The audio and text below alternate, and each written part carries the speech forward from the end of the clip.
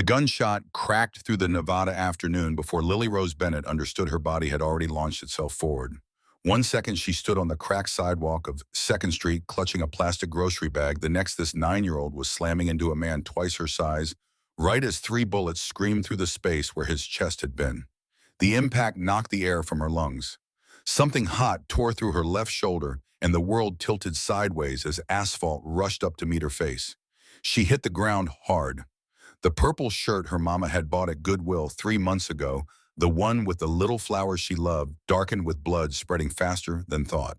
Above her, the sky was that particular shade of blue you only get in high desert country, cloudless and indifferent. Then a shadow fell across her vision as massive hands, scarred and tattooed and far too gentle, pressed against the wound that was swallowing her shoulder whole. Jackson Reaper Steele dropped to his knees so fast his joints cracked. The sound got lost in the chaos erupting around them, men shouting, engines roaring, the metallic shriek of tires against pavement. But all of that faded into background noise as he watched this child's eyes flutter, consciousness slipping away like water through cupped palms. He'd seen that look before, too many times. The gray creeping in around the edges of awareness, life deciding whether to stay or go. Her mouth moved. No sound came out at first, just the shape of words forming on lips too pale. He leaned closer, his beard brushing against her cheek, and that's when he heard it. 3 words, barely more than breath, spoken with a certainty that punched straight through 32 years of armor he'd built around whatever passed for his heart these days. Take care of Mommy. The words hit harder than any bullet he'd ever taken. She wasn't begging for her own life, wasn't crying for help or screaming in pain. This 9-year-old was giving away the last thing she had, her mother, to a complete stranger, trusting him with everything that mattered to her in whatever seconds she thought she had left. Something inside Jackson Reaper Steele cracked clean through. He pressed harder on the wound, feeling her blood pump hot and fast between his fingers. Too fast. Way too much. Around them, his brothers had formed a protective circle, leather and chrome, and death's head patches, creating a barrier between this dying child and whatever else the world wanted to throw at them. But Jackson barely registered their presence. His entire universe had collapsed down to this small body, this impossible courage, this weight of a promise he hadn't asked for but would carry until his last breath. Stay with me. His voice came out rougher than he meant, abraded by decades of cigarette smoke and desert wind and words he should have said to someone else a lifetime ago. You hear me, kid? You stay right here. But her eyes had already closed and the gray was winning. 20 years earlier, Boston.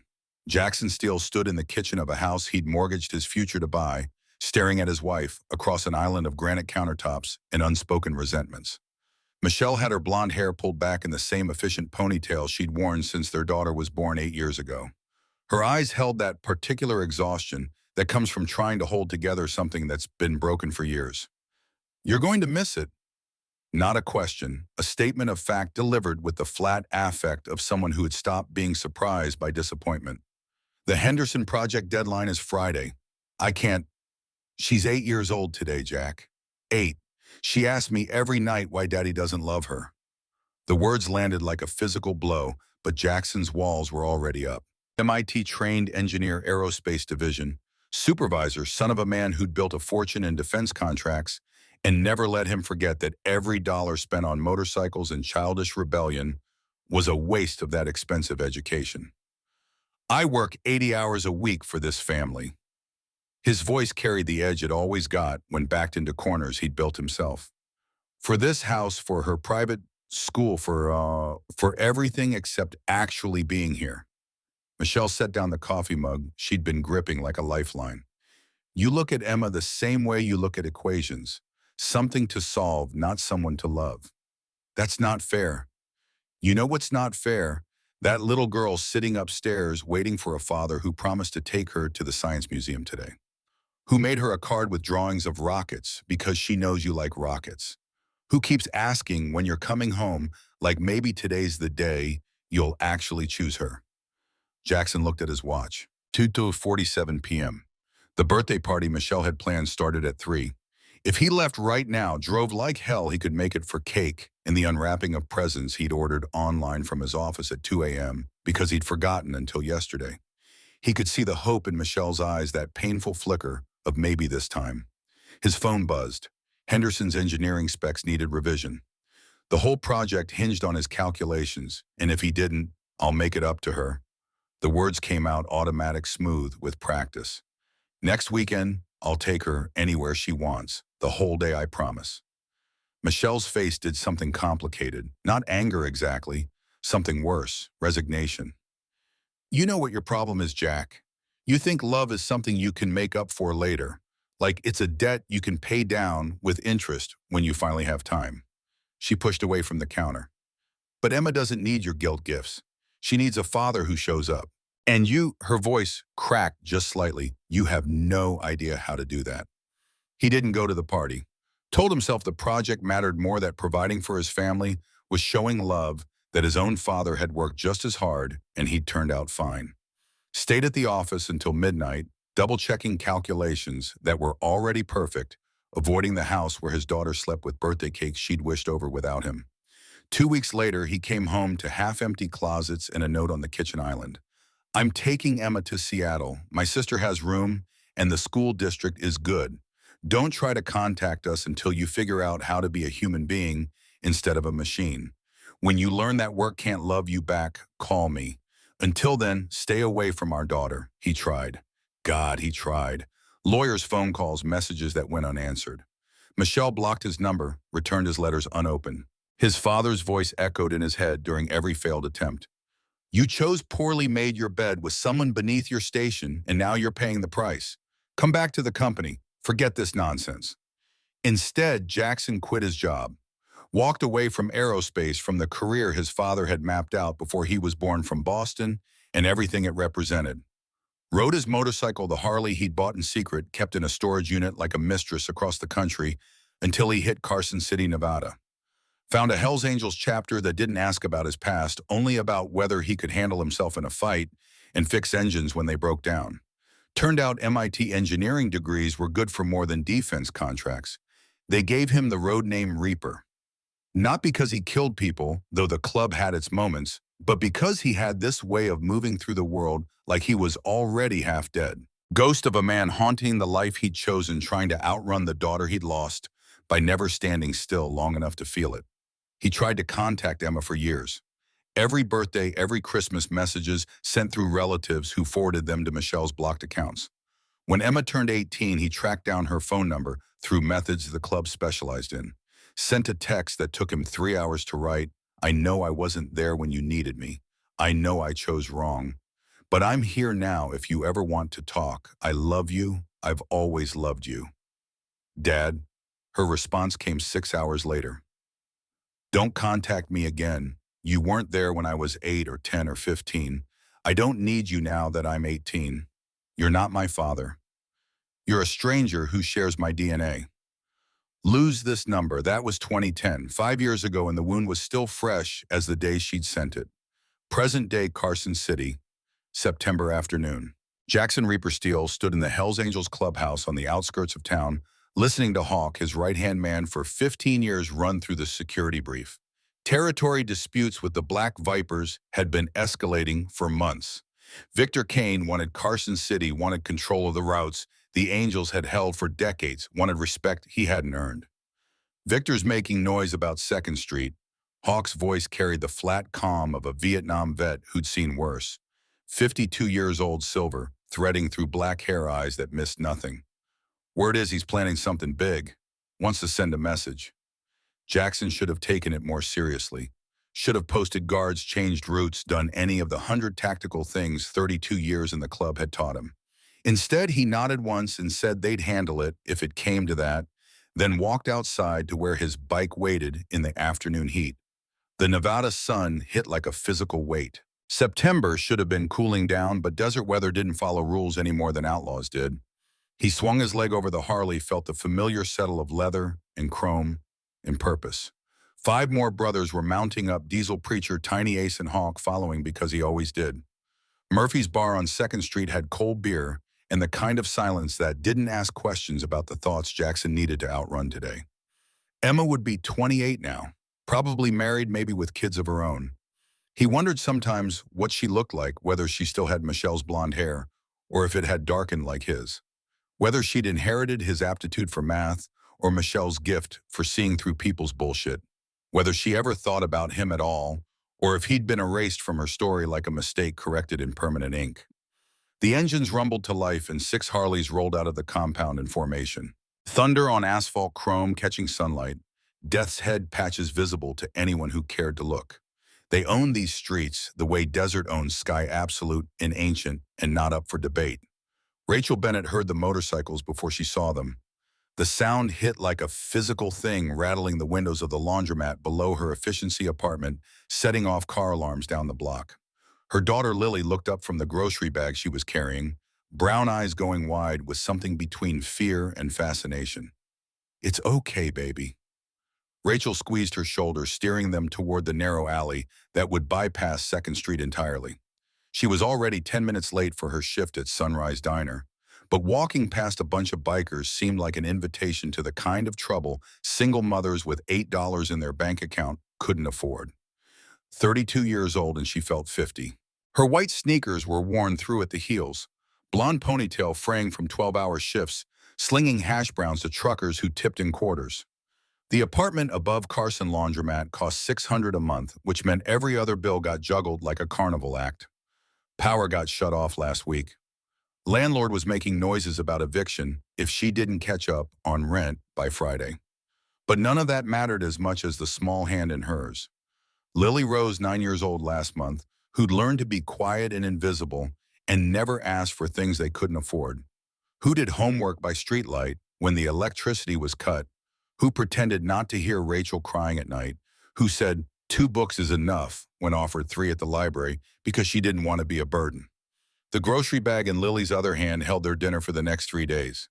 2 apples, 1 loaf of bread, 1 jar of peanut butter. $8.47 counted out in quarters and dimes at the checkout, while the cashier's impatience radiated like heat. "We'll stop by the library on the way home." Rachel tried for brightness, for the kind of maternal optimism that pretended their life wasn't balanced on a knife edge. "You can pick out 3 books this time." "2 is enough, Mom." Lily's voice carried that careful quality of children who've learned to protect their parents from reality. "I still haven't finished the ones from last week." Rachel's chest tightened. 9 years old and already rationing her own joy. Her ex-husband Dave had been gone 3 years now. Walked out with a speech about not signing up to be poor, about how she'd trapped him with pregnancy, and he deserved better than struggling through life with a waitress and a kid. Last she heard, he was in Phoenix with a new wife and a job that didn't require choosing between groceries and electricity. She'd stopped hating him somewhere around year 2. Now she just felt nothing, which was almost worse. The shortcut through the alley would add 5 minutes to their walk, but Rachel's instincts, honed by 3 years of single motherhood in neighborhoods that got rougher every year, said stay away from 6 Harleys and whatever business they had on 2nd Street. She gripped Lily's shoulder, steering her toward the gap between buildings. That's when Lily caught her foot on a crack in the sidewalk. The grocery bag slipped from her hands. Apples rolled across the concrete, bright red against gray, the sound impossibly loud in the sudden silence that fell when the motorcycles cut their engines outside Murphy's bar. 1 apple rolled straight into the street, stopping against the front tire of a Harley that probably cost more than Rachel made in 6 months. Time did something strange then. Stretched out like taffy, every second containing multitudes. Rachel watched her daughter drop to her knees, reaching for the apples with hands that shook, because wasting food meant going hungry, and 9-year-olds understood that math even when they couldn't name it. Watched one of the bikers turn, pulling off his helmet to reveal a face carved from hard years and desert wind, gray-streaked beard, and blue eyes that swept the street with the kind of assessment that came from expecting violence. Those eyes landed on Lily. Blue to brown. 1 second, maybe less. And in that moment, something happened that Rachel would spend the next year trying to understand. The biker didn't look through her daughter the way most people did. Didn't see past her to more important things, didn't dismiss her as background noise in the adult world. He looked at Lily Rose Bennett, really looked, and something in his expression shifted in a way Rachel couldn't name.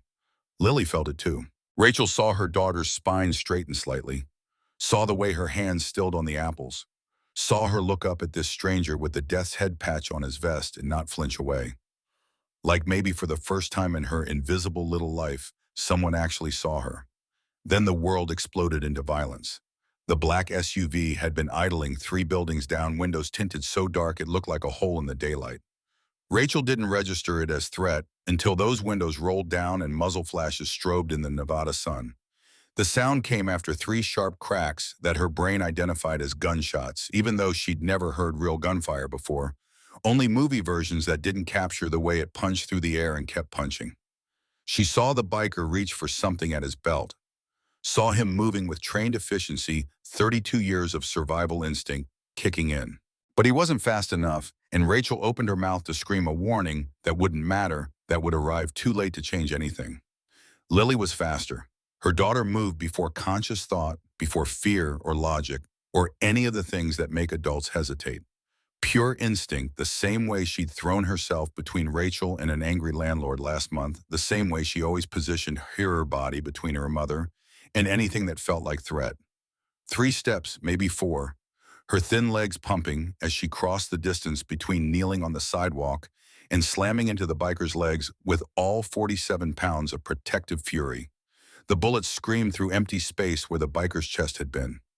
One caught Lily in the left shoulder, spinning her sideways, and the sound she made high and surprised and so goddamn young was the sound that would wake Rachel from nightmares for months afterward. Lily hit the pavement. Her purple shirt bloomed red. The biker dropped beside her, massive hands pressing against the wound, and Rachel heard her own voice making sounds that didn't resemble language. She was running, had been running since the first shot, her body arriving at her daughter's side while her mind still struggled to process what had happened. Lily, baby, stay with me. Her hands hovered over her daughter's body, terrified to touch, terrified not to. Please stay with me. Behind them, chaos erupted properly. The SUV's tires shrieked as it accelerated away. Other bikers were shouting, some returning fire, some running for their motorcycles. Someone was barking orders in a voice that cut through panic like a blade. But Rachel couldn't focus on any of it, not when her daughter's eyes were fluttering, not when that much blood was spreading across the concrete. The biker, the one Lily had saved, leaned over her daughter with an expression Rachel had never seen on a stranger's face before. Something beyond concern, beyond simple human empathy. He looked destroyed, shattered. Like this child bleeding out in his arms had broken something fundamental inside him that couldn't be put back together with the same pieces. "Get the van!" he roared at someone Rachel couldn't see. "Move now!" His hands pressed harder against Lily's shoulder. Blood welled between his tattooed fingers, hot and fast and relentless. Rachel watched her daughter try to speak, saw her mouth form shapes that might have been words. Might have been apologies for dropping the apples, because that's who Lily was, 9 years old, and bleeding and still worried about wasting food. The biker leaned closer, his beard brushing her daughter's cheek. Rachel saw Lily's lips move again, saw the biker's entire body go rigid as he heard whatever she was saying. Then Lily's eyes rolled back, and the gray Rachel had seen creeping around the edges of her daughter's consciousness finally won. No. The word scraped out of Rachel's throat, shredding something on the way up. "No, no, no, please God, no." "She's still breathing." The biker's voice carried absolute authority, the kind of certainty that either saved lives or lied about saving them. "But we need to move right fucking now." A van screeched to a stop beside them, beat-up Ford that smelled like old beer and motor oil and decades of questionable decisions. The biker scooped Lily up like she weighed nothing, cradling her against his chest with a gentleness that contradicted everything about his appearance.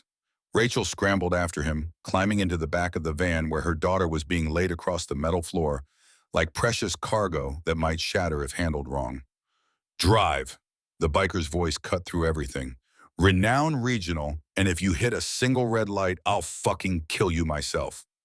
The van lurched forward. Rachel knelt on the floor beside her daughter, one hand pressed against Lily's cheek, the other hovering over the wound because the biker's massive hand was already there, clamped down with pressure that made Lily's breath hitch even in unconsciousness. The sound was small and pained and meant she was still alive, still fighting, still here. "How far?" The biker didn't look away from Lily as he shouted toward the front. 3 minutes. The driver, lean and grizzled, hands strangling the steering wheel, laid on the horn, and jumped a curb. "Hold on, boss." Boss. Rachel's brain cataloged the words somewhere beneath the panic. This man holding her daughter together with his bare hands was someone important, someone other people followed, which meant he was also someone with enemies willing to shoot him on a public street, and her daughter had thrown herself between him and bullets meant for his chest. Why did she do it? The question came out broken, barely audible over the van's engine and the continuous blast of the horn. "She doesn't even know you." The biker this man, her daughter had saved, looked at Rachel for the first time. His eyes were blue and ancient and carrying weight she couldn't begin to measure. When he spoke, his voice was rough with something that might have been grief or fury or both twisted together until they were indistinguishable.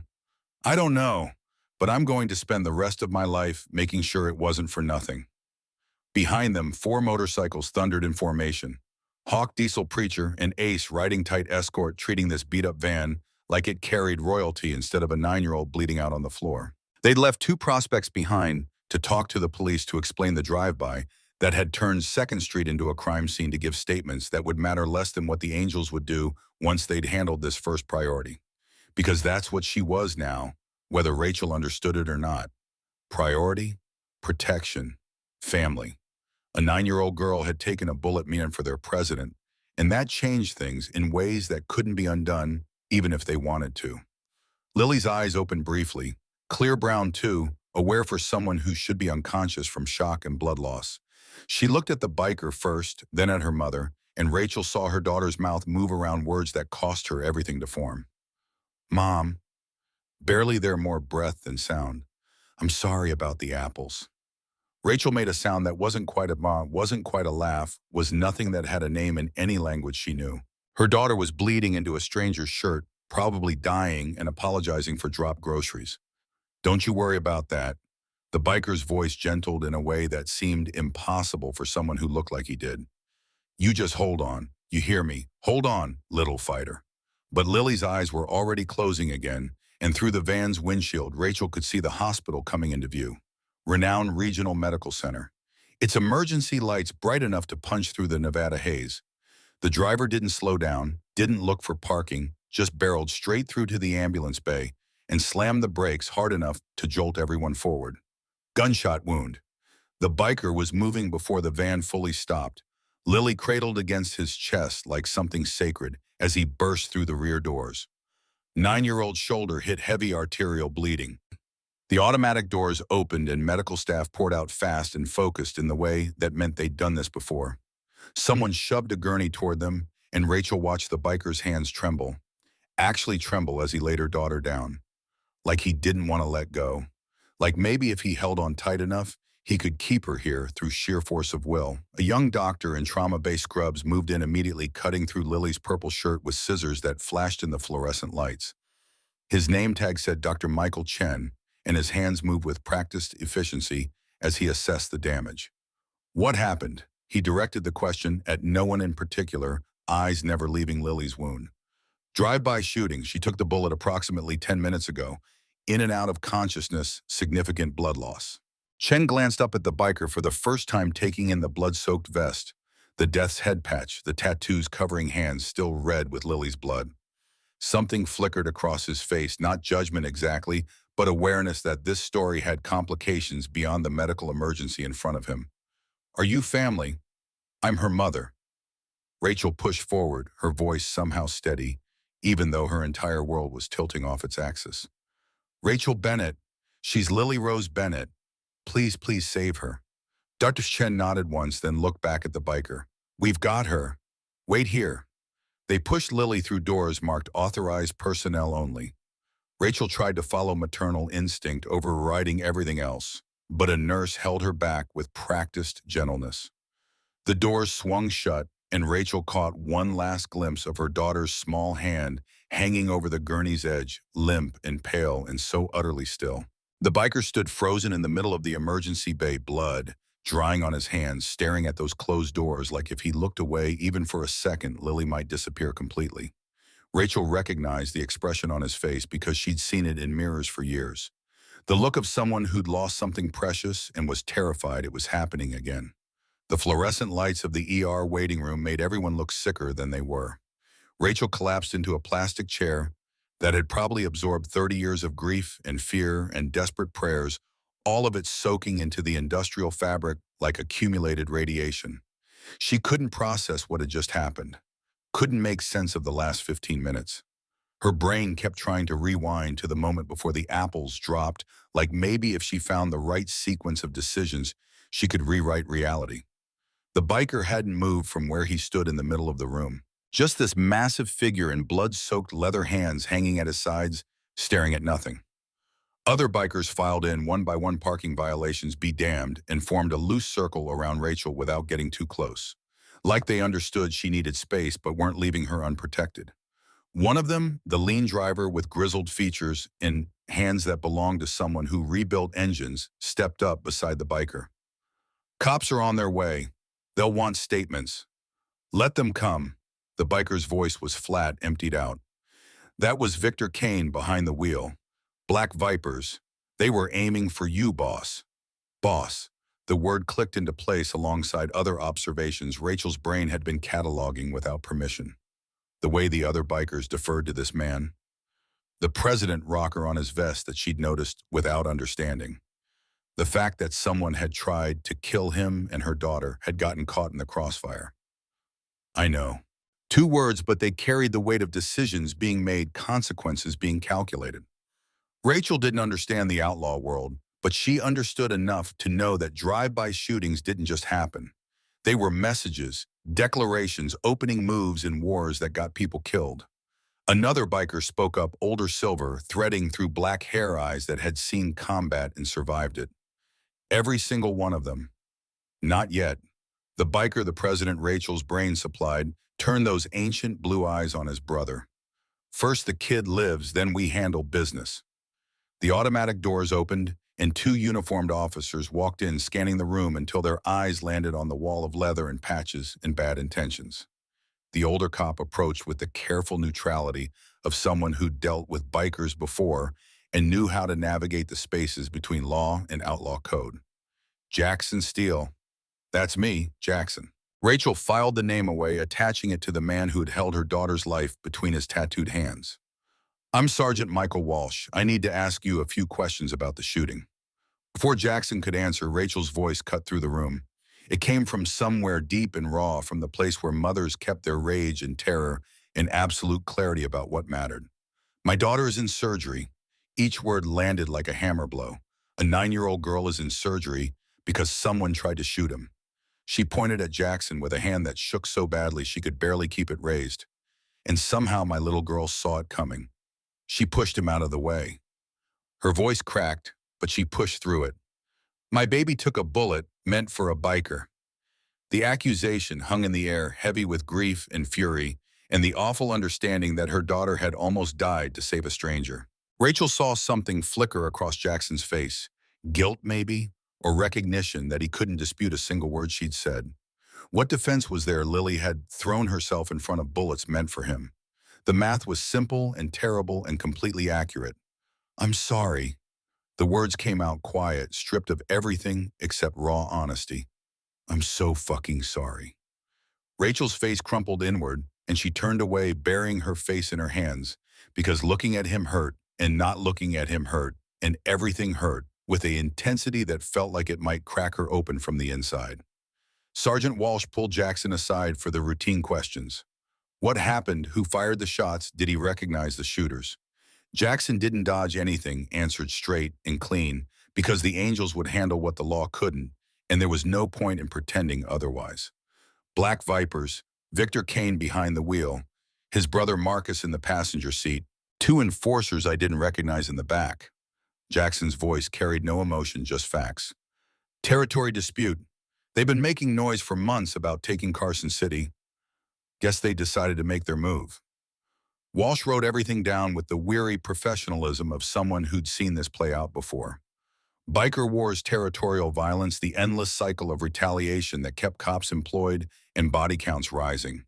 He'd write his report, pass it up the chain, and probably nothing would happen, because proving murder was harder than knowing murder had occurred. 3 hours crawled by like days. The waiting room emptied one patient at a time, sprained ankles, upset stomachs, the minor emergencies that constituted normal human suffering. But not a single angel moved. They lined the walls like sentinels, leather jackets, and death's head patches, an absolute refusal to leave until they knew whether the kid lived. Rachel watched them through the haze of her fear. These men who should terrify her, who wore their criminal affiliation like armor, who probably had rap sheets longer than her lease agreement, but they'd brought her daughter here at speeds that should have killed them all, had held Lily together when Rachel's hands couldn't stop shaking enough to help.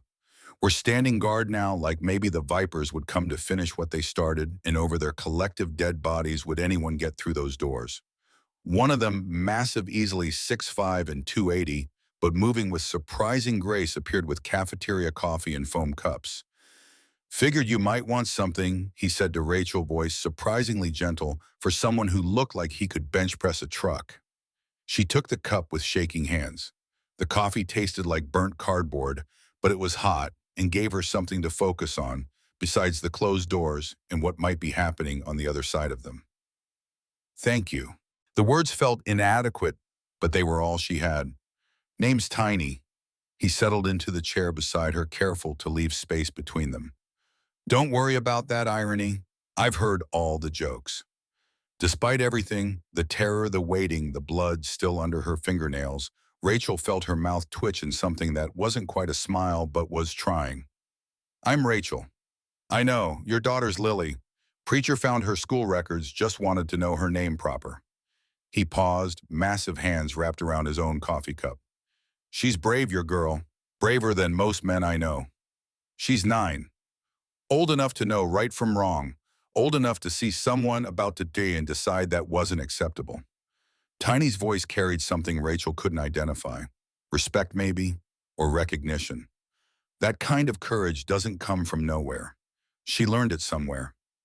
Rachel thought about all the times Lily had positioned herself between Rachel and threat. The landlord who got aggressive about late rent. The drunk at the diner who wouldn't leave Rachel alone. The kids at school who tried to bully her. Lily always standing firm, always refusing to back down even when she should have run. "I never taught her that." Rachel's voice came out small. "I taught her to stay quiet, to not make waves, to be invisible so the world wouldn't hurt her. Maybe you taught her something better without meaning to." Tiny shrugged those massive shoulders. "Taught her that some things matter more than staying safe." The doors opened. Dr. Chen walked out, still wearing blood-spattered scrubs, exhaustion written in every line of his face. Rachel and Jackson were on their feet, simultaneously moving toward him with identical desperation. "She's alive." He led with that, and the relief hit Rachel so hard her knees actually buckled. Tiny's hand shot out, steadying her without making a production of it. The bullet missed the major arteries by approximately 3 millimeters. "She lost a significant amount of blood, but we've stabilized her. She's in recovery now." "Can I see her?" Rachel's voice broke on every syllable. "Soon. She's still sedated, but she should wake up in the next few hours." Dr. Chen looked at Jackson, then something complicated passing across his face. "She's incredibly lucky. A few more minutes of blood lost, and we wouldn't have been able to save her. Getting her here when you did made the difference." Lucky. Rachel turned the word over in her mind, trying to make it fit a situation where her 9-year-old daughter had taken a bullet and nearly bled out on a Carson City street. But she was alive. Lily was alive. That had to count for something. "Thank you." She directed it at Dr. Chen first, then turned to Jackson. "Thank you for getting her here." Jackson looked like he wanted to say something, multiple things, probably all of them inadequate to the weight of what had happened. Finally, he settled on, "She's a brave kid, braver than most men I've ever known." Rachel saw something in his eyes then, something beyond guilt or responsibility, a kind of devastated recognition, like Lily had reminded him of someone or something he'd lost a long time ago. Before she could ask, Jackson turned and walked toward the exit, his brothers parting to let him through, then following in his wake. All except one. The silver-haired Vietnam vet who talked about making the Vipers pay remained behind, approaching Rachel with careful deference. "Name's Hawk. I'm Reaper's Jackson's right hand." He pulled a card from his vest pocket, handwritten numbers on the back. "You need anything, day or night, you call this number. food rides someone to fix something broken in your apartment, whatever. You and your daughter are under Angel's protection now. I don't understand. Rachel took the cards, staring at numbers that looked like they might rewrite her entire life. Why would you do that? Because she saved our president's life. Hawk's voice was matter of fact, like this was the most obvious thing in the world. That makes her family, makes you family, and we take care of our own. He left before Rachel could formulate a response, and she was alone in the waiting room with a card in her hand and a daughter in recovery, and absolutely no idea how her life had become this in the space of 3 hours. Jackson Reaper Steele sat on his motorcycle in the hospital parking lot, hands gripping the handlebars hard enough to hurt, and tried to remember how to breathe. Hawk leaned against his own bike beside him, not saying anything because he knew when words wouldn't help. I saw Emma. Jackson's voice came out abraded. When she ran at me for just a second, I saw Emma. I know, and she's not Emma. I know that too. Hawk pulled out a cigarette, offered one to Jackson, who shook his head. But that doesn't change what you saw, or what it means that you saved this one when you couldn't save the other. I didn't save her, she saved me. Jackson looked at his hands, still stained with Lily's blood. 9 years old, and she threw herself in front of bullets for a complete stranger. What the fuck kind of courage is that? The kind that comes from seeing someone who needs help and refusing to look away. Hawk lit his cigarette, exhaled smoke into the Nevada evening, even when it costs everything. Jackson thought about that moment on 2nd Street, the apples rolling across concrete, Lily looking up at him with those brown eyes that should have looked through him the way everyone looked through children. But she'd seen him, really seen him, and something in that moment had hooked into his chest and wouldn't let go. Then she'd given him her life. No hesitation, no calculation, just pure instinct to protect someone she didn't know. And in the seconds when he'd thought she was dying, when he'd felt her blood pumping hot between his fingers and watched the gray creep into her vision, something fundamental had broken inside him. She asked me to take care of her mother. The words came out rough. Last thing she said before passing out, take care of mommy. Hawk was quiet for a long moment. You going to, yeah, no hesitation, no doubt. I'm going to make damn sure that kid's sacrifice wasn't for nothing. Reaper. Hawk's voice carried warning. This isn't Emma. You can't fix what happened with your daughter by saving someone else's. I know that. Jackson finally looked at his brother, and whatever Hawk saw in his eyes made him take a step back. But that doesn't change what I owe her. She gave me my life. That's not a debt you walk away from. No, Hawk agreed quietly. It's not. They sat in silence as the sun dropped toward the horizon, painting the desert in shades of orange and purple and gold. Inside the hospital, a 9-year-old girl was fighting to wake up from surgery. In a cramped apartment above a laundromat, there were bills that wouldn't get paid and food that wouldn't get bought, and a life balanced on the edge of collapse. Jackson Reaper Steele had spent 20 years running from the father he'd failed to be. Maybe it was time to stop running. Maybe it was time to try something harder than escape showing up when it mattered. Being present when presence was the only thing that counted, choosing someone else over the voices in his head that said he'd only fuck it up again. He'd failed Emma through absence. He wouldn't fail Lily the same way. The promise settled into his bones, heavy and permanent as scar tissue. He didn't know if he could keep it. Didn't know if broken men were capable of the kind of transformation this would require. But he was going to try, and maybe that was all anyone could ask. Maybe trying was enough. Lily Rose Bennett woke to white tiles and the steady beep of machines monitoring a body that didn't feel like hers anymore. Pain throbbed deep in her left shoulder, sharp enough that she sucked in a breath and immediately regretted it when fire shot across her ribs. She tried to move, and her mother's face appeared above her red-rimmed eyes, and exhaustion carved into every line. Don't move, baby. Rachel's hand smoothed hair back from Lily's forehead with a gentleness that made her throat tight. You're okay. You're safe. Memory came back in fragments. Apples rolling across concrete. Motorcycles rumbling like thunder. Blue eyes that actually teased her instead of looking through her the way most adults did. Then the SUV with its windows down, and something in her chest had screamed that the man with the gray beard was about to die, and she couldn't let that happen. She just couldn't. Her hand moved to her shoulder, found thick bandages where warmth and wholeness should have been. The IV in her arm pulled when she shifted plastic tubing, connecting her to bags of clear fluid hanging from metal stands. I got shot. The words came out croaky, her throat desert dry. You did. Rachel's voice carried 1,000 emotions Lily didn't have names for. You saved that man's life. You pushed him out of the way. Pieces clicked together slowly. The running the impact of her body against his legs the moment when everything went hot and wrong. She remembered falling, but not much after that, except voices shouting and her mother's face above her, and knowing she needed to say something important before the gray took over completely. Am I in trouble? The question slipped out before she could stop it because 9-year-olds who cause problems usually were, and getting shot seemed like it would cause a lot of problems. Rachel made a sound halfway between a laugh and a sob. No, sweetheart, you're not in trouble. You're in the hospital. They fixed you up. The room was small machines crowding the corner's night sky visible through a window that showed streetlights and distant buildings. But what Lily noticed first wasn't the medical equipment or the antiseptic smell. It was the man sitting in the corner chair so still, she almost missed him.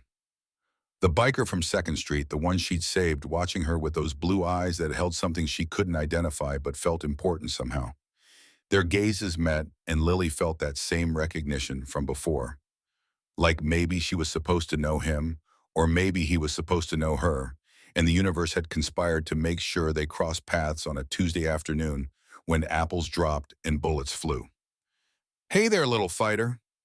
His voice was gentle in a way that contradicted everything about his appearance, the leather vest, the tattoos covering his forearms, the beard streaked with gray. How you feeling? It hurts. Honesty seemed easier than pretending, and something about him made her think he'd know if she lied anyway. I bet it does. You took quite a hit. He stood slowly moving toward her bed like she was made of glass that might shatter if he came too fast. I'm Reaper. That's what folks call me. Your name's Lily, right? She nodded, unable to look away from him. Most adults talked to her like she was furniture, with a voice something to be managed or dismissed. But he was speaking to her the way her mother did, like her words mattered, like her thoughts were worth hearing. Lily, I need to ask you something. He kept his tone steady, respectful, treating her like a person whose answer actually counted. Why'd you do it? Why'd you push me out of the way?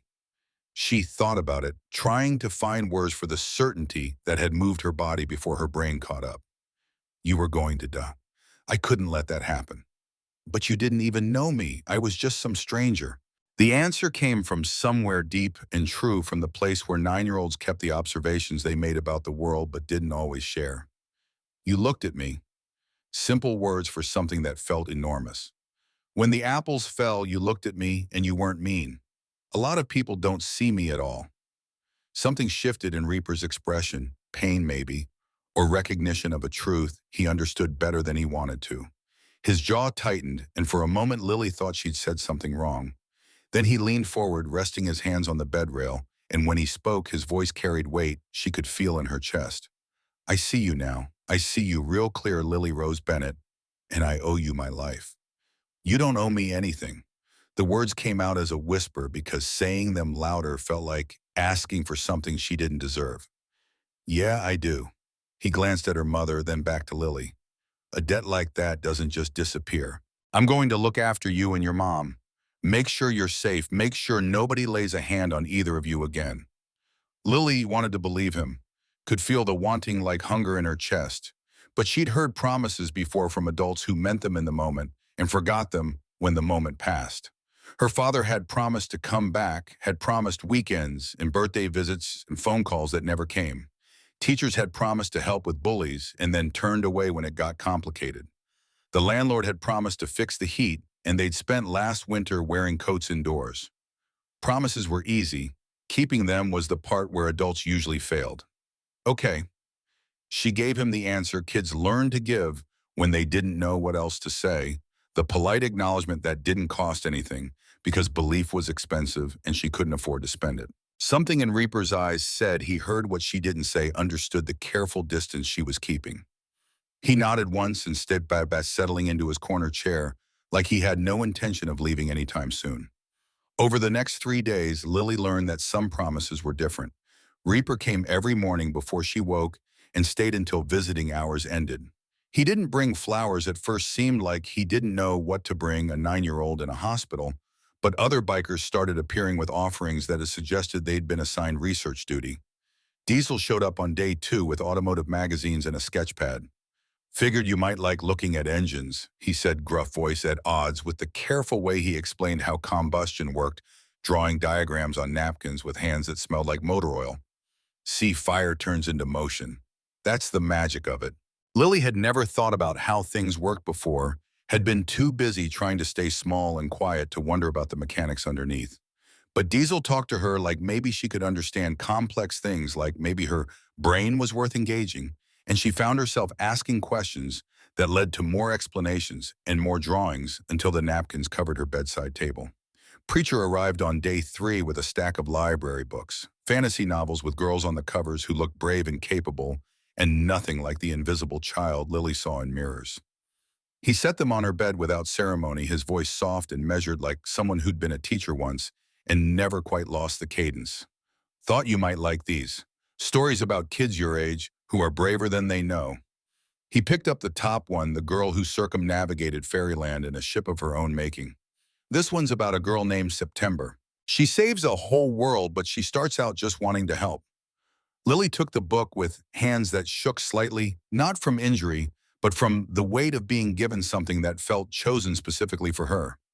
Nobody had ever picked out books for her before except her mother, and Rachel barely had time to read herself, much less know what Lily might like. "Thank you." The words felt too small for what she meant, but Preacher just nodded and settled into the chair beside her bed, opening his own book, something thick and philosophical, with a cover she couldn't read from her angle, and they read together in comfortable silence for an hour. Ace brought card tricks on day 4, his hands moving too fast for her to follow at first, then slowing down when he saw her frustration. "It's all about misdirection. Make them look where you want, do what you need somewhere else." He walked her through a simple 3-card Monty patient when she fumbled, encouraging when she almost got it. "You'll get it. Takes time and practice, but you've got good hands." Nobody had ever told Lily she was good at anything before. Teacher said she was quiet, which wasn't the same as good. Her father had said she was a mistake he hadn't signed up for, which was definitely not good. But Ace said she had good hands and meant it, kept working with her until she managed to palm a card clumsily, obviously but successful, and his grin was genuine enough that she felt something warm bloom in her chest. Tiny showed up every day with food. Not hospital cafeteria offerings, but real meals from restaurants her mother could never afford. Burgers still hot from the grill, fries, crispy and salted, just right, milkshakes thick enough you had to work for them. He brought extra for Rachel too, setting containers on the chair beside her with the kind of casual grace that pretended it wasn't charity. "Figured you might want something with actual flavor." He'd say like it was no big deal, like he hadn't just provided Rachel's first real meal in days. Her mother cried quietly in the bathroom, and after Tiny left on day 2, Lily heard her through the door, the sound of someone who'd held it together until kindness made them fall apart. But it was Reaper's presence that changed something fundamental in Lily's understanding of how the world worked. He came every day and just stayed. Didn't hover, didn't make a production of being there, just settled into his corner chair with his phone or a newspaper and existed in her space like he had nowhere more important to be. The nightmares started on night 2. Lily would jolt awake from dreams of gunfire and blood and her mother screaming, and every time she opened her eyes in panic, Reaper was there, sitting in the dark blue eyes, reflecting the glow from the machines, solid and real and awake. "I'm right here, kid." His voice cut through the nightmare residue. "You're safe."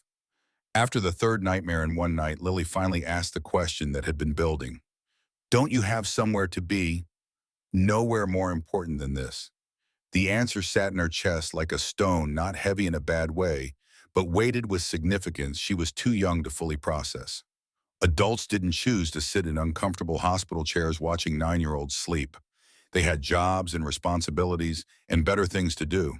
But Reaper kept showing up like maybe she was actually worth his time. Rachel noticed too. Lily caught her mother watching Reaper with an expression that shifted between gratitude and confusion, and something that looked like the beginning of trust. On day 3, after Lily fell asleep from pain medication, Rachel pulled Reaper into the hallway for a conversation Lily wasn't supposed to hear, but did anyway because hospital walls were thin. She's different with you. Rachel's voice carried through the crack in the door. I've never seen her this comfortable around strangers. We're not strangers anymore. Reaper's rumble was distinctive even at low volume. Not after what happened. I don't understand you people. Frustration bled through Rachel's words. You're outlaws. The news calls you criminals. The cops treat you like you're dangerous, but you've been nothing but kind to Lily. To me, the pause stretched long enough that Lily thought maybe Reaper wouldn't answer. Then his voice came back rougher around the edges, like the words cost him something. I won't lie to you. We break laws, do things that could get us locked up if the cops could prove it. We live outside of what most people consider normal. Another pause. But we have rules, a code, and the most important one is simple: we protect our own. We're not yours. Lily became ours the moment she took that bullet. You think I'm gonna send her back to struggling, to being invisible, to a life where she has to apologize for dropping apples? His voice hardened with something that sounded like anger, but felt directed inward. That's not happening. Not on my watch. I don't need charity. It's not charity, it's family taking care of family. Rachel made a sound Lily couldn't interpret. What do you want in return? What's the catch? No catch. Reaper's answer came quick and certain. But if you need terms here, they are, you let us keep you safe. You let us help with rent until you're steady.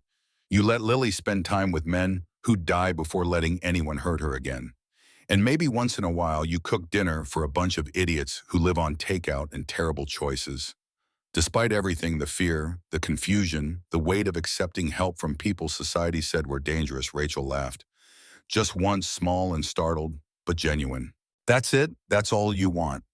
That's all, to be part of your family, to watch Lily grow up safe, to give you both what you deserve. Lily heard her mother's breathing change the catch that meant tears were close. When Rachel spoke again, her voice was smaller, more vulnerable than Lily had heard it since her father left. Okay, okay. That one word rippled through everything that came after. On day 4, Sergeant Walsh returned with a detective who asked questions about the shooting. Lily told them what she remembered: the SUV, the windows rolling down, the flash of guns, and her certainty that the man with the gray beard was about to die. The detective took notes and exchanged glances with Walsh that suggested they knew more than they were saying. The men who did this are in custody, Walsh told them, directing his words at Rachel but including Lily in his gaze. We picked them up at the Black Vipers clubhouse yesterday morning. All 4 of them. All of them, Reaper's voice came from his corner, deceptively casual. Walsh held his gaze for a beat too long. Every member who was in that vehicle, but you already knew that, didn't you? Reaper didn't answer, which was answer enough. 4 days was a long time in the outlaw world. Conversations happened in the spaces between official channels. Decisions got made that didn't require police involvement. The law would handle what it could handle. The angels would handle the rest. The district attorney wants Lily to testify when she's well enough, Walsh continued. Her testimony is important. She's 9 years old. Rachel's voice carried the sharpness of a mother whose protective instincts had been activated beyond any reasonable shutdown. She shouldn't have to relive this. I know, but she's not just a witness, she's the victim. What she says matters. Lily looked at Reaper, saw the way his jaw tightened, watched tension settle into his shoulders. In that moment, she understood something none of the adults had said out loud. This wasn't just about putting bad men in prison. It was about making sure no other kids ended up bleeding on 2nd Street. I'll do it. Her voice came out stronger than she expected. I'll tell them what happened. Rachel started to protest, but Reaper lifted one hand slightly, the gesture stopping her mother mid-breath. That's brave, Lily. Real brave. But nobody's forcing you, okay? This is your choice. Choice, the word settled differently than promises had. Lily thought about all the things in her life she'd never gotten to choose: where they lived, what they ate, whether the power stayed on, whether her father came back. But this she could decide. I want to help. Walsh nodded, finished his notes, and left with the detective trailing behind. The official police presence walked out the door, but the unofficial protection, Reaper and his brothers, stayed exactly where they were. That evening, after Rachel dozed off in the chair beside the bed, Lily watched Reaper in his corner. He looked rough lines around his eyes deeper than she remembered from Second Street gray, beard, untrimmed exhaustion settling into his frame like he was carrying weight he couldn't set down. She recognized that look, had seen it on her mother's face for 3 years, the expression of someone holding together something that wanted to fall apart. Reaper, she kept her voice quiet, not wanting to wake her mother. He looked up immediately, full attention, shifting to her like she'd activated something. Yeah, kid. When I said take care of mommy, she had to push through the discomfort of talking about almost dying. Did you think I was dying? His face went still in a way that was its own answer. I did. Were you scared? He didn't answer right away, and Lily appreciated that. Adults usually lied to make kids feel better, gave easy answers that everyone knew were false. But Reaper sat with the question, really considered it, and when he spoke, the truth came through clear. Yeah, I was terrified. He leaned forward, elbows on his knees. I've seen a lot in my life, Lily. Things I wouldn't wish on anybody. But holding you while you bled out, that was the worst of it. I'm sorry I scared you. Don't you dare apologize. The words came out sharper than he probably meant, and he softened his tone immediately. You saved my life. You got hurt protecting someone you didn't even know. That's nothing to be sorry for. That's something to be proud of. Lily wasn't sure she believed that, hadn't felt brave in the moment, just certain, but she liked the way Reaper looked at her when he said it, like maybe he saw something in her worth valuing. They sat in comfortable silence for a while, machines beeping their steady rhythm, her mother's breathing evening out into actual sleep. Finally, Lily asked the question that had been building since she woke up. Do you think the bad men will come back? No, absolute certainty, no hesitation. They won't. They're locked up, and even if they weren't, they'd have to get through me and 40 of my brothers first. That's not happening. Why? Her voice came out smaller than she intended. Why do you care so much? You don't know us. Reaper was quiet for so long, Lily thought he might not answer. When he finally spoke, his voice carried something raw and unfinished, like he was working through it himself even as the words came out. I've been riding with the angels for over 30 years, Lily. I've seen the worst of what people can do. Violence, greed, selfishness. Men who'd hurt anybody if it meant getting what they wanted. He paused, choosing his next words carefully. And then I watched a 9-year-old girl throw herself in front of a bullet for a complete stranger. He shook his head slowly, something like wonder in his expression. You reminded me of something I'd almost forgotten existed. Pure, selfless courage. And that's not the kind of thing a man like me just walks away from. Lily absorbed that, turning it over in her mind. My dad left 3 years ago, said we were too much work, that he didn't sign up for being poor and struggling, so he just left. Then your dad's a coward. Reaper's voice was flat matter of fact. And a fool, because you and your mom, you're fighters. You're worth 100 of him. Mom works all the time. We never have enough money. I try to help, but I'm just a kid. You're not just anything. Reaper leaned back in his chair. You're extraordinary, and things are going to change for you and your mom. I promise you that. There it was again, promise. But this time Lily felt herself wanting to believe it. Watched Reaper sitting in that uncomfortable chair night after night, saw the way his brothers showed up with books and food and card tricks, heard the absolute conviction in his voice when he talked about protecting them. Maybe some promises were different. Maybe some people meant what they said and followed through even when it got hard. Okay. This time when she said it, she let herself hope. Lily was discharged on day 7 with pain medication, physical therapy instructions, and a purple sling that made her arm look smaller than it was. Rachel signed papers with shaking hands, while Reaper stood nearby, silent presence that had become as familiar as the hospital room's white walls. Going home should have felt like victory. Instead, it felt like returning to a life that didn't fit anymore, like she'd been changed in ways that made their efficiency apartment seem smaller and the weight of their poverty feel heavier. But that first week home taught Lily something new about what family could mean. On day 2, Diesel showed up with a toolbox that looked like it had survived multiple wars. Heard your toilet's been acting up. He spent 3 hours fixing not just the toilet, but the leaky faucet, the loose doorknob, the window that wouldn't lock properly. Refused Rachel's attempts at payment. Already got paid. Your daughter saved my brother's life. That's worth more than any hourly rate. On day 4, Preacher arrived with 2 canvas bags full of groceries. Not just bread and peanut butter, but fresh fruit, vegetables Rachel couldn't afford at actual meat. When Rachel tried to protest that it was too much, Preacher just said, "It's Friday. I bring groceries on Fridays now." Like this was established fact rather than charity. On day 6, Tiny appeared at their door an hour before Lily's physical therapy appointment. Figured you might need a ride. He drove them to the hospital in a truck that smelled like leather, and cigarettes waited patiently through the entire session, and drove them home without once making it feel like an imposition. And every evening, Reaper came by to check on them.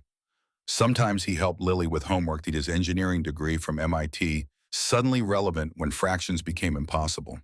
Sometimes he just sat with them through dinner, Rachel's cooking filling their apartment with smells that felt like normalcy returning. Sometimes he didn't come inside at all, just stood in the hallway like a sentry, making sure nothing got past him. Lily watched her mother watching Reaper, saw something shift in Rachel's expression over those first weeks. The suspicion melting into something cautious and complicated gratitude, mixing with confusion about these men who wore criminal patches and treated them like family. 2 weeks after the shooting, Lily woke from a nightmare screaming. Not the usual jolting awake, but full-on terror, the kind that yanked her from sleep into panic before consciousness caught up. She was back on 2nd Street, bullets flying, blood spreading, but this time when she looked up, Reaper was dead, and it was her fault for not being fast enough. Rachel ran into her room but couldn't make Lily stop shaking, couldn't find words to cut through the fear. At 2 in the morning, desperate and helpless, Rachel did something she'd never done before. She called Reaper's number. He was there in 15 minutes. Didn't ask questions, didn't need explanations. Just came into Lily's room and sat on the edge of her bed, massive presence that made the nightmares feel smaller. "You don't have to be strong all the time, kid. You already did the bravest thing. Rest of this, we'll get through it together." Something in his voice, the absolute certainty, the refusal to let her carry this alone, finally broke through Lily's panic. She leaned against his shoulder and let herself shake until the fear worked its way out of her system, and Reaper just sat there like he had nowhere else in the world he'd rather be. When Lily finally fell back asleep, Rachel walked Reaper to the door. He paused in the hallway, one hand on the frame, looking back at her with an expression she couldn't quite read. "Thank you for coming." Rachel kept her voice low so it wouldn't carry back to Lily's room. "You didn't have to." "Yeah, I did." Reaper cut her off gently. "Anytime you need me, day or night, I'm here. That's not negotiable." "Why?" The question burst out before Rachel could stop it. "Why do you care this much?" Reaper was quiet for a moment, shadows from the hallway light cutting harsh lines across his face. "Because she saw me when I should have been invisible to her. She gave me her life without knowing if I deserved it." His voice dropped rough with something that might have been old grief. "And you let a stranger into your family even though everything about me should have scared you away." He looked at her directly, and Rachel felt the weight of whatever he was about to say before he said it. "I care because you're not strangers anymore. You're mine to protect. Both of you." Rachel stood in her doorway after he left, listening to his motorcycle rumble away into the Carson City night, and tried to process the fact that somewhere in the last 2 weeks her life had fundamentally changed. These men who should have terrified her, who wore their criminal affiliation like armor, who probably had records longer than her lease agreement, had woven themselves into her and Lily's existence in ways she couldn't untangle even if she wanted to. And the terrifying part was that she didn't want to. 4 weeks after the shooting, Rachel brought Lily to the Angels clubhouse for the first time. The compound sat outside Carson City proper. All chain-link fence and security cameras, and rows of Harleys that probably cost more than Rachel had made in her entire life. Every instinct screamed at her to turn around to keep Lily away from this world of leather and patches and men who settled disputes with violence. But Lily had asked, quiet as always, careful not to impose, but the wanting clear in her eyes. "Can we go see where Reaper works?" Rachel almost laughed at the innocence of it. Reaper didn't work at the clubhouse, he lived there. Ran operations that probably included things Rachel was better off not knowing about. But her daughter wanted to see it, and after everything these men had done for them, Rachel couldn't find a reason to say no. That didn't sound like prejudice. The front door opened before they could knock. Hawk stood there in his leather vest, silver hair pulled back, assessing them with eyes that had seen combat and survived. "You came." Something in his voice suggested he'd been uncertain whether they would. Everyone's been waiting. Inside the clubhouse was exactly what Rachel expected, and nothing like it at the same time. Pool tables and a well-stocked bar walls covered in patches and photographs documenting decades of brotherhood. But also worn couches that looked comfortable, a kitchen that smelled like real food cooking, framed pictures of rides and rallies where men grinned at the camera like maybe they were human after all. 20 men in leather vests turned when Rachel and Lily walked in. 20 sets of eyes landed on them, and Rachel's hand tightened on her daughter's shoulder reflexively. But the looks they got weren't hard or intimidating. They were gentle in a way that seemed impossible for men who looked like they did. Hawk crouched to Lily's level, which took considerable effort given his height and the stiffness in his knees from old injuries. "How's the shoulder, little sister?" "Better." Lily touched her sling self-consciously. "Doesn't hurt as much." "That's good. That's real good." He stood with a grunt, nodded to Rachel. "Ma'am, thank you for bringing her." One by one, the brothers came over, big hands shaking Lily's carefully gentle voices, asking how she was healing, awkward smiles that suggested they weren't used to having kids in their space but were trying. They brought gifts too, offerings that revealed just how much attention they'd been paying. A small leather jacket appeared custom-made to fit Lily's 9-year-old frame, with a patch on the back that said Honorary Angel. Art supplies because someone had noticed the drawings in her hospital room. Books because Preacher had mentioned she liked fantasy. A new purple backpack to replace the one soaked with blood on 2nd Street, this one reinforced and expensive, and covered in patches from different Angels chapters across the country. Lily stood in the middle of the clubhouse surrounded by leather-clad giants, and Rachel watched her daughter transform. The invisible girl who'd spent most of her life trying not to take up space was smiling, laughing, even while Ace performed increasingly absurd card tricks designed to let Lily figure out the secrets. "She's different with them." Reaper's voice came from beside Rachel, and she hadn't heard him approach. "Comfortable. I've never seen her like this around strangers." Rachel couldn't look away from Lily, from the way her shoulders had relaxed from the genuine joy on her face. "We're not strangers. Not anymore." Reaper nodded toward Lily. "She saved my life. That makes her family. Makes you family." Rachel finally turned to look at him properly. He'd cleaned up since the hospital beard trimmed, wearing a vest that didn't have blood on it, but the exhaustion around his eyes remained, like he was carrying weight that never fully lightened. "I need to ask you something, and I need you to be honest." Rachel kept her voice low enough that it wouldn't carry. "What do you want from us, really? Because men don't do all this." She gestured at the clubhouse at Lily, surrounded by bikers, at the reality of their lives changing without wanting something in return. Reaper's jaw tightened, and for a moment she thought he'd deflect. Then he met her eyes with the kind of directness that cut through bullshit and landed on truth. "I had a daughter once, Emma. She'd be 28 now." His voice was carefully controlled, each word measured. "I was a terrible father. Worked 80-hour weeks, thought providing was the same as loving, chose my career over being present. Her mother left when Emma was 8, took her across the country, and I didn't fight hard enough to stay in her life." Rachel's breath caught. This wasn't what she'd expected. "Last time Emma contacted me, she was 18. Told me to stop trying, that I wasn't her father, that I was just a stranger who shared her DNA." Reaper's hands curled into fists at his sides. "And she was right. I failed her completely." He looked at Lily then, and Rachel saw something in his expression that made her chest tight. "When Lily ran toward me on 2nd Street for just a second, I saw Emma. Same age, same protective instinct, same." He struggled for the word courage I never earned. "And when she whispered, 'Take care of mommy,' when she gave me her last words like a gift I didn't deserve, something broke in me that's been broken for 20 years. So this is about Emma." Rachel heard the edge in her own voice. "Lily's not your redemption project." "No," Reaper's response was immediate and sharp. "Lily's not Emma. I know that. But that doesn't change what I owe her. She gave me my life. That's not a debt I can repay, but I can make damn sure her sacrifice meant something." He turned to face Rachel fully. "You asked what I want. I want to give Lily what I never gave Emma, someone who shows up. Someone who's present instead of just providing. Someone who sees her and values her and refuses to let the world make her invisible again." His voice dropped. And I want to give you what you have been fighting for alone: help that doesn't come with strings, protection that doesn't have a price, family that doesn't abandon you when things get hard. Rachel felt tears building and fought them back. What if you fail? What if you are the same broken man you were with Emma? Then you call me on it. You kick me out. You protect Lily from me. Reaper's honesty was brutal and complete. But I'm going to try, and every single day I'm going to try to be different. And maybe trying is enough. Rachel looked at her daughter, at Lily, laughing with Ace over a card trick, at the joy on her face that Rachel hadn't been able to put there on her own. Looked at these men who wore criminal patches and treated Lily like she was precious.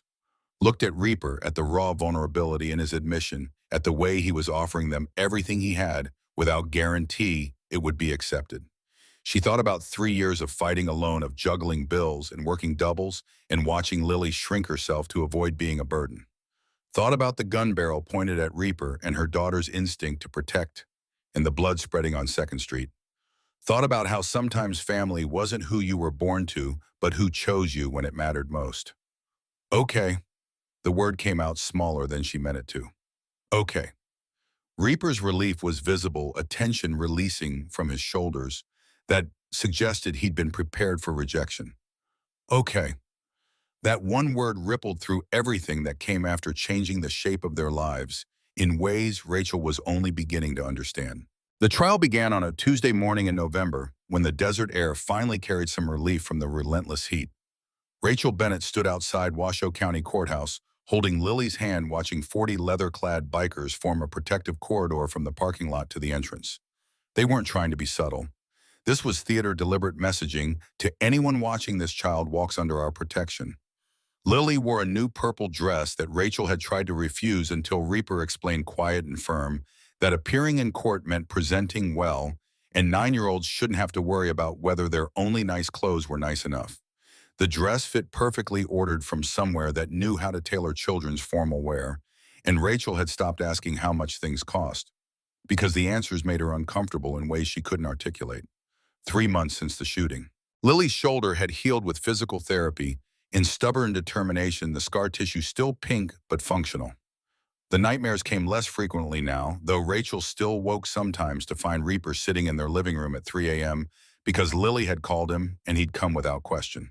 3 months of integration into a world Rachel hadn't known existed. The angels had woven themselves into every aspect of her and Lily's lives, rent paid 6 months in advance, Rachel's transfer to a restaurant with better pay and tips that felt suspiciously generous. Lily's school fees covered by anonymous benefactors who weren't anonymous at all. But more than the money, more than the practical help, was the presence. Brothers who showed up for Lily's art show, who taught her to change oil and play chess and throw a punch if she ever needed to, who treated Rachel with respect that didn't come with expectations, who made her feel seen in ways her ex-husband never had. And Reaper showing up every day like he'd made a promise to someone he couldn't let down. Helping with homework, fixing things that broke, sitting through dinner, with the kind of quiet contentment that suggested maybe he'd been looking for a family as much as they'd needed one. Inside the courthouse, Judge Patricia Hendricks presided with the no-nonsense efficiency of someone who'd seen too many cases and had no patience for theatrical bullshit. The gallery was packed, media in the back rows, angels filling one entire section, family members of the Black Vipers glaring from the other side.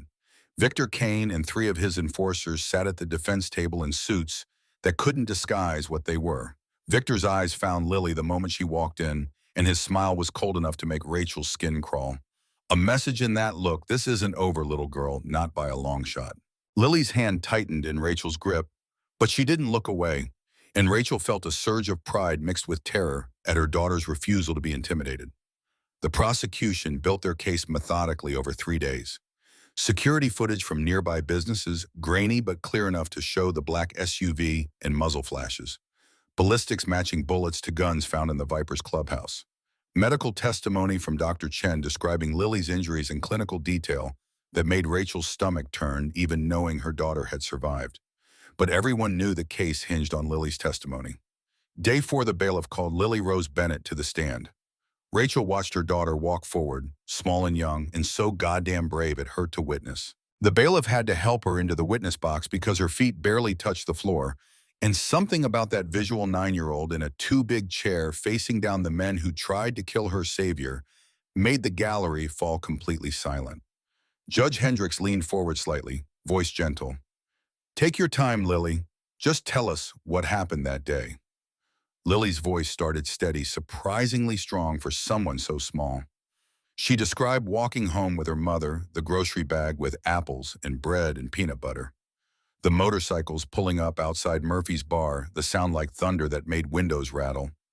Dropping the apples, looking up to see the man with the gray beard and blue eyes. He looked at me. Lily's words carried significance the gallery might not fully understand, but Rachel felt in her chest. Really looked not through me. Most people don't see me at all. The prosecutor guided her carefully through the rest. The black SUV with tinted windows the moment those windows rolled down, seeing the guns. And then the part that mattered most. What did you do when you saw the guns, Lily? I ran. Simple answer, profound in its honesty. I saw him about to die, and I couldn't let that happen, so I pushed him. Why would you risk your life for someone you didn't know? Lily thought about it, choosing her words with the care of someone who understood they mattered. Because nobody deserves to die, and because he saw me when most people don't. The prosecutor let that sit for a moment, let the jury absorb a 9-year-old's definition of what made someone worth saving. Then he asked about the impact, the pain, the moment when everything went wrong. Lily's voice stayed steady through most of it, only cracking slightly when she described whispering to Reaper, asking him to take care of her mother, because she thought those would be her last words. And did you think you were dying, Lily? Yes. No hesitation, brutal honesty. I couldn't breathe and everything was going gray, and I knew I was leaving my mom alone. Several jurors were openly crying now. Rachel gripped the armrest of her seat hard enough to hurt, forcing herself to stay still when every instinct screamed to go to her daughter. Then the defense attorney stood up. Jerome Castellano was expensive, the kind of lawyer organized crime kept on retainer for situations exactly like this. Mid-50s silver hair suit that cost more than Rachel made in 3 months, and a smile that suggested he enjoyed what he was about to do. Miss Bennett, he approached the witness stand with calculated friendliness. That's quite a story you've told us. Very dramatic, very emotional. But I have to ask, do you expect this court to believe that a 9-year-old child somehow sensed this attack and reacted quickly enough to save a grown man? Lily blinked at him, and Rachel saw her daughter's spine straighten slightly. I don't expect anything. I'm just telling you what happened. Are you, Castellano's smile sharpened, or are you telling us what the Hells Angels told you to say? After all, they've been very generous to you and your mother these past 3 months, haven't they? The prosecutor objected immediately, badgering the witness, Your Honor. But Castellano had already planted the seed. Judge Hendricks sustained the objection with a warning look, but the damage was attempting to take root. Let me be more direct. Castellano leaned against the jury box, casual and poisonous. How much are the Hells Angels paying your mother, Lily? What did they promise you in exchange for your testimony? The courtroom erupted. Judge Hendricks slammed her gavel. The prosecutor was on his feet shouting, and Rachel felt Reaper's presence behind her, radiating fury so intense it was almost physical. But through all of it, Lily sat perfectly still in the witness box, looking at Castellano, with an expression that reminded Rachel eerily of Reaper, calm on the surface, steel underneath. Nobody's paying us anything. Lily's voice cut through the chaos, surprisingly loud for someone so small. They're helping because that's what families do. Castellano opened his mouth to continue, but Lily wasn't finished. And why would I risk my life for a criminal? She spoke the question he was clearly building toward. Because he's not a criminal. He's my friend. He sees me when most people don't. He's kind and smart, and he makes my mom smile. Her voice cracked on the last part, but she pushed through. I'd do it again. The silence that followed was absolute. Rachel watched the jury, saw several of them actively struggling with emotion, saw the way they looked at Lily, like maybe they were seeing their own daughters or granddaughters in that witness box. Saw the way Castellano's confident smirk faltered as he realized his attack had backfired spectacularly. Judge Hendricks called a recess. In the hallway, Rachel pulled Lily into a hug that probably hurt her healing shoulder, but Rachel couldn't help it. You were so brave, baby. So incredibly brave. Did I do okay? Lily's voice was small against Rachel's shoulder, the 9-year-old returning now that the performance was over. You did perfect, Reaper's voice came from behind them, and Rachel turned to see him standing there with an expression she'd never seen before. Pride and pain, and something that looked like wonder all twisted together. Absolutely perfect. The verdict came a week later after 4 hours of deliberation. Guilty on all counts: attempted murder, in the first-degree assault with a deadly weapon, gang enhancement provisions that added decades to the sentences. Victor Kane got 25 to life. His 3 enforcers got 15 to life each. Outside the courthouse, media swarmed like locusts. Cameras flashing, microphones thrust forward. Reporters shouting questions about the girl hero and the biker she'd saved. Rachel tried to shield Lily, but there were too many of them, too much chaos, until Reaper stepped forward and became a wall between the cameras and her daughter. She's just a kid who did something brave. His voice carried authority that made the press corps actually step back. Now let her live her life in peace. The Angels moved in formation, creating a corridor of leather and chrome that funneled Rachel and Lily toward the parking lot. And then Reaper did something that made Rachel's breath catch. He lifted Lily onto his motorcycle, settling her in front of him like she belonged there. Like this was her place in the world, and had been since the moment she'd thrown herself between him and bullets. Rachel rode with Hawk, her arms around his waist, as the convoy rolled through Carson City with engines roaring. This wasn't hiding. This was declaration, the child under their protection, the family they'd chosen, the message to anyone watching that Lily Rose Bennett belonged to the Angels now. And that changed everything. 3 days after the verdict, the letter arrived at the clubhouse in an envelope with no return address. Just Jackson Steele, written in handwriting that looked like it had been practiced multiple times before committing to paper. Hawk provided it to Reaper during a routine security brief. One look at his face enough to tell everyone this wasn't standard mail. Reaper opened it, standing in the middle of the clubhouse, while 20 brothers watched. His hand shook slightly as he unfolded the single page, and Rachel, who'd started coming to the clubhouse regularly, who'd been folded into this world, whether she'd chosen it or not, watched the color drain from his face as he read. What is it? Hawk's voice was careful, the tone you used when you knew the answer would hurt. Reaper didn't respond immediately, just handed the letter to Hawk and walked outside, his movements stiff, like maybe if he bent too much he'd break. Hawk read it, his expression going to carefully neutral, then looked at Rachel. It's from Victor Kane, or rather his brother Marcus. Hawk's voice was flat. Says Victor might be in prison, but the Vipers aren't done. Says they know where you live, where Lily goes to school, where Rachel works. Says, he paused, jaw tight, that the little bitch bleeds and we watch them Reapers next. The words hit Rachel like a physical blow. 3 months of safety, of believing the trial had ended, the threat shattered in a single letter. She found herself moving before conscious thought, following Reaper outside to where he stood in the compound lot staring at nothing. We need to move Lily and Rachel. Reaper's voice was empty, scraped clean of everything except tactical assessment. Safe house outside town, rotating guard schedule, 24/7 protection until we handle this. Or we end it. Hawk had followed them out. Find Marcus Kane, send a message that makes it clear what happens when you threaten ours. And then what? Reaper turned on his brother, and Rachel saw something dangerous in his eyes. We kill Marcus, the cops come down on the club, we all go to prison, and Lily ends up with nobody. That what you want? I want that little girl safe. Hawk's voice was steel. Same as you, but playing by their rules hasn't kept her safe so far.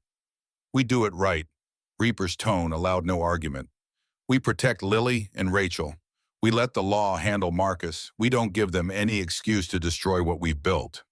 The clubhouse meeting that followed was tense, voices raised in disagreement about the right response. Half the brothers wanted blood outlaw justice delivered with the kind of finality that left no room for retaliation. The other half understood what Reaper did, that crossing certain lines would destroy the family they were trying to protect. In the end, Reaper's word was law. Safe house protection, legal channels. They'd do this right even if right felt wrong. The safe house sat 40 miles outside Carson City, isolated enough that anyone approaching would be visible from distance, defensible enough that 6 angels on rotation could hold it against serious assault. Rachel and Lily moved in with 2 bags of clothes and absolutely no idea how long they'd be there. The first week passed slowly, time marked by patrol schedules and the weight of waiting for violence that might or might not come. Lily did homework at a kitchen table that wasn't theirs. Read books Preacher brought from the library, learned chess from Ace, who seemed to take their confinement as a personal challenge to keep her entertained. Rachel watched her daughter adapt to circumstances that no 9-year-old should have to adapt to, saw the way Lily's shoulders had settled into a permanent tension that hadn't been there before the letter. They'd given her safety and security and family, but they couldn't give her the one thing that mattered most, the ability to live without fear. Reaper visited daily, sometimes with Hawk, sometimes alone. He checked security, reviewed patrol logs, made sure they had everything they needed. But Rachel saw the weight building in him, the way he moved like a man carrying guilt that was crushing him from the inside. On day 8, she cornered him on the safe house porch while Lily was inside with Diesel learning about engine compression ratios. "This isn't your fault." Rachel kept her voice low but firm. "She's here because of me." Reaper didn't look at her, just stared out at the desert stretching endlessly. "Hidden away in the middle of nowhere because I made enemies who don't care about collateral damage. She's here because she chose to save your life. That was her decision, not yours." She was 9 years old. The words came out harsh. She didn't understand what she was choosing. "Don't." Rachel moved in front of him, forcing him to look at her. "Don't diminish what she did by pretending she didn't know." Lily understood exactly what she was doing. She saw someone about to bone in and refused to let it happen. That's who she is. That's who she's always been.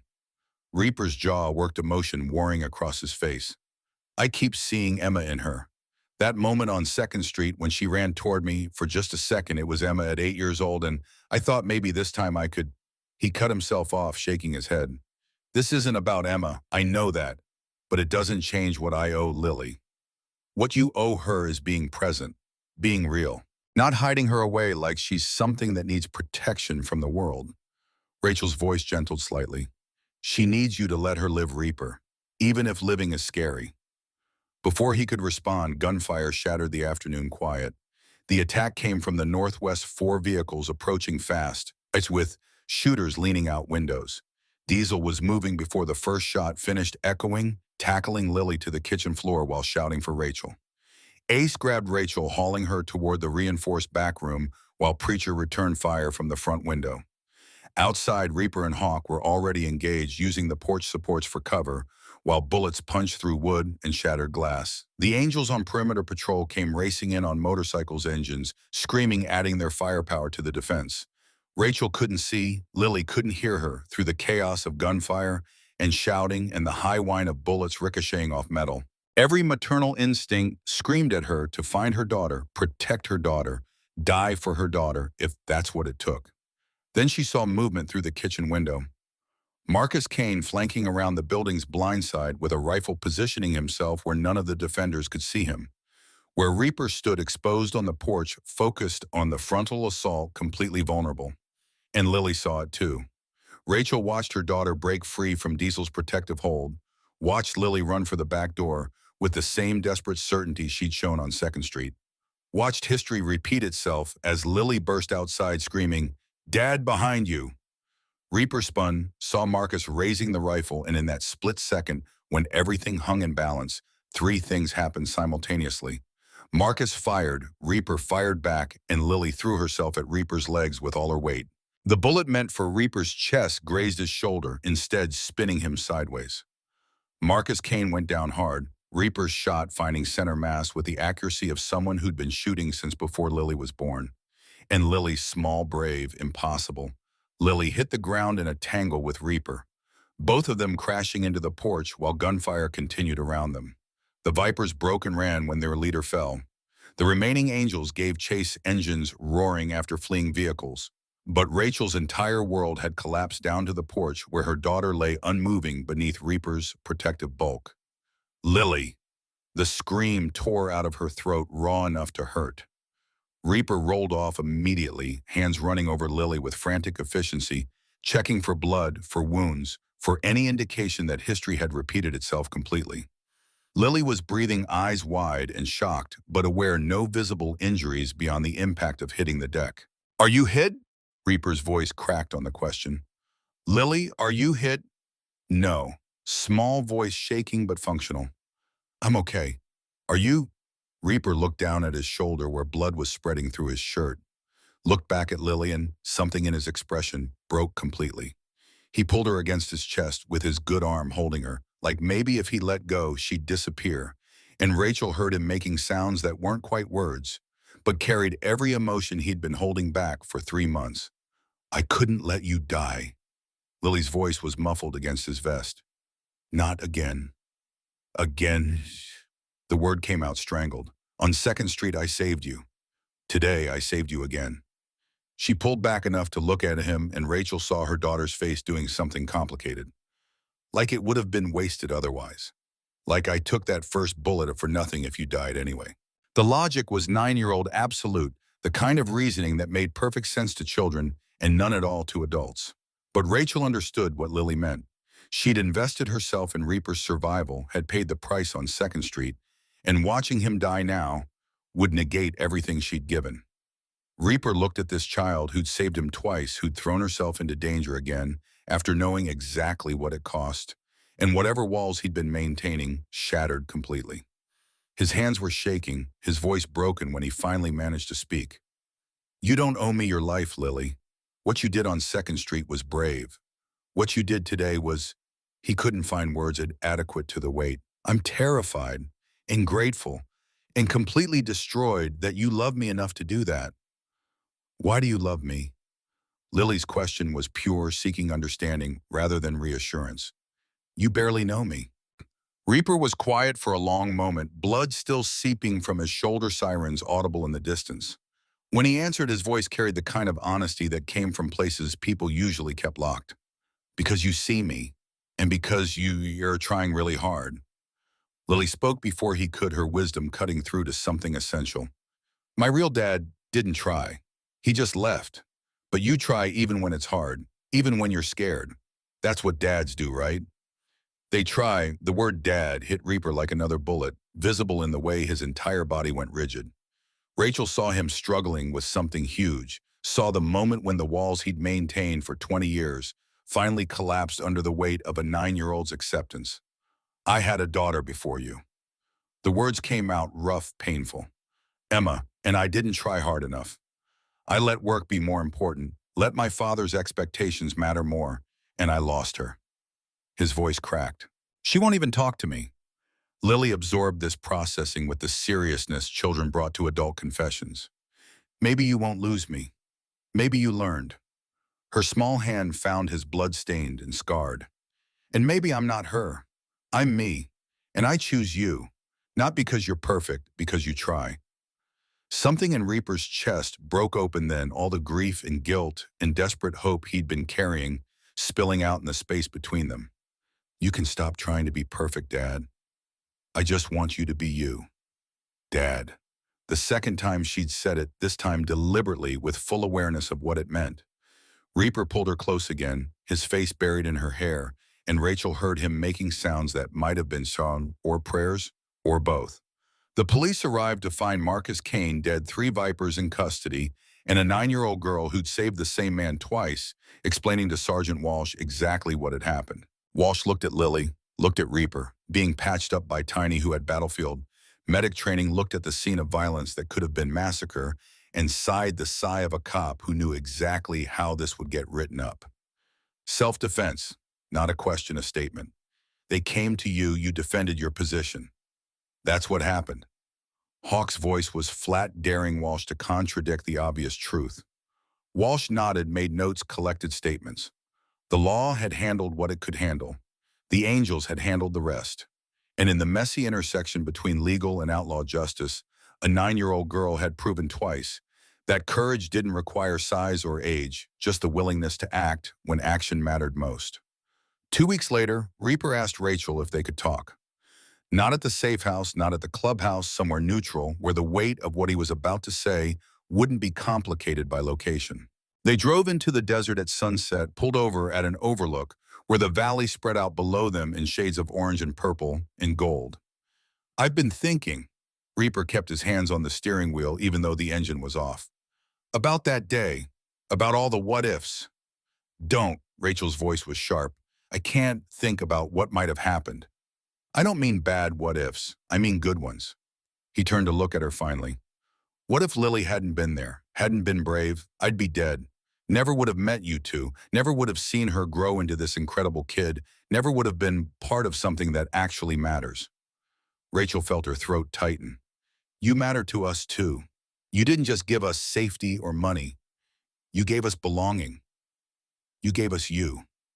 Reaper reached for her hand, the gesture careful, like maybe she'd pull away. She didn't, lacing her fingers through his and feeling the calluses from decades of riding the steadiness that had become essential to her existence. I want to make this official. His voice was low, rough with emotion. Not the romantic part, we can figure that out in time. I mean the family part. Rachel's breath caught because she knew what was coming, had felt it building for weeks. I want to adopt her.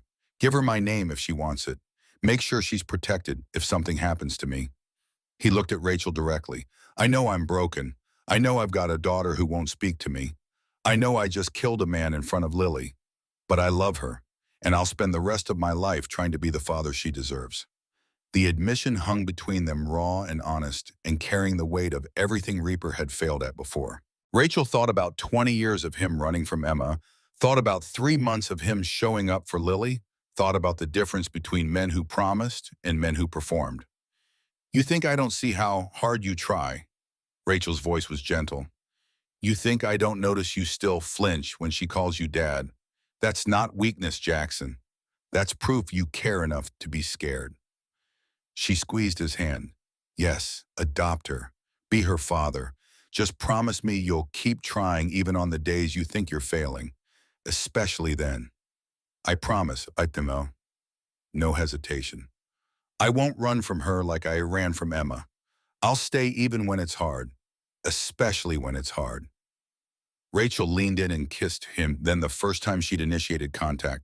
The first time she'd acknowledged out loud that what had been building between them was real and complicated and worth exploring. His good arm came around her, pulling her close while his injured shoulder throbbed in its sling, and they sat together watching the desert change colors as night approached. 2 months later, they stood in family court before Judge Patricia Hendricks. The same judge who'd presided over the trial, who'd watched Lily testify with devastating honesty, now looked at the big biker in his leather vest and the small girl, holding his hand, and saw something that made her smile. Lily Rose Bennett. Judge Hendricks leaned forward slightly.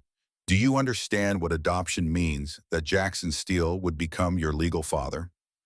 Lily looked up at Reaper, then back at the judge, and her answer was pure and perfect. He's already my dad. This just makes it official. The gallery, packed with angels who'd taken the day off, closed their businesses, rearranged their lives to witness this, made sounds of approval that the judge didn't bother trying to silence. She smiled warm and genuine and lifted her gavel. Then I grant this petition. Jackson Steele, you are now Lily's legal father. The gavel fell. Congratulations to all of you. Outside the courthouse, 40 motorcycles waited in formation like a steel army. Engines rumbled as Reaper lifted Lily onto his bike, her small hands reaching for the handlebars with the confidence of someone who belonged exactly where she was. Rachel climbed on behind them, arms circling both of them, creating a family circle on chrome and leather. The convoy rolled through Carson City with engines roaring celebration, and Lily's laughter echoed against buildings as pedestrians stopped to watch. Some recognized her from the trial coverage, pointed, and talked among themselves. Others just saw a kid on a motorcycle looking happier than most adults managed in their entire lives. That evening, Rachel found Lily on their apartment balcony, watching the sunset paint the desert in impossible colors. She wrapped a blanket around her daughter's shoulders and sat beside her, both of them comfortable with silence that had become its own language. Happy? Rachel asked softly. Really happy. No hesitation, pure truth. Lily was quiet for a moment, then asked the question Rachel had been expecting.